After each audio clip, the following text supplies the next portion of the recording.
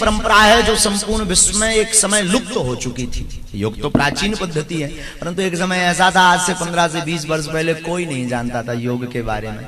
योग के बारे में कोई करना नहीं चाहता था। योग का मतलब सिर्फ जोड़ना जानता था व्यक्ति। योग का मतलब जोड़ होता, पर जोड़ नहीं पाता था, उसे क्रियान्वित नहीं कर पा रहा था, उसे उसका अनुसरण नहीं कर पा रहा था। जैसे बात वही है, किसी बड़े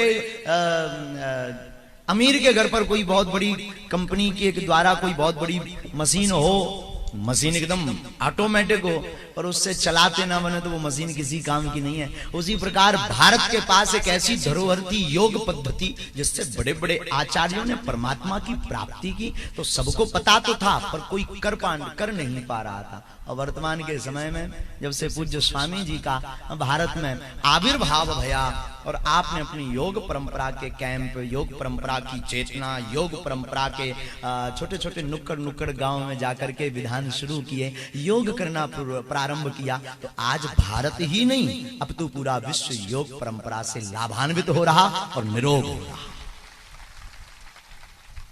इस बात को कहा जाए तो अतिशयोक्ति नहीं है। 2 दिन पहले एक बहुत अमीर आदमी यहाँ बैठे थे, चर्चा चल रही थी। अमीर आदमी मतलब दिल के अमीर, पैसों के अमीर नहीं, पैसों के अमीर तो किसी काम के नहीं। एक बहुत अमीर आदमी यहाँ बैठे थे, हमारी उनसे चर्चा चल रही थी। हमने कहा स्वामी जी आ रहे हैं, परसों आना ही हमारा हुआ था, तो उनसे बैठे बैठे यूं ही चर्चा हुई। हमने कहा स्वामी जी आ रहे हैं, थोड़ा मोड़ा व्यवस्था देखना।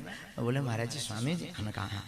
उन्होंने हमको कहा महाराज जी सच कह रहे हैं। हमने कहा बोलो। बोले महाराज जी हम जापान गए, जापान में वहां पर जो वो पिलाते हैं चाय वाय, तो वो कोई वज्रासन बैठक करके वो पिलाते हैं। बोले महाराज जी हमसे तो बन नहीं रहा था।